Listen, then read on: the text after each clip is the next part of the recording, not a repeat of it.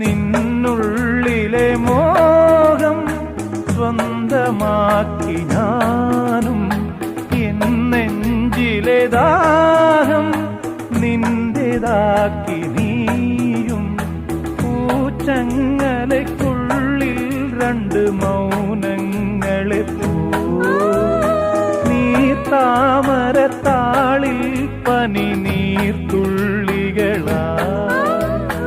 ഒരു ഗ്രീഷ്മശാഖിയിൽ വിടരും വസന്തമായി പൂത്തുലഞ്ഞ പുളകം നമ്മൾ. പൂങ്കാറ്റിനോടും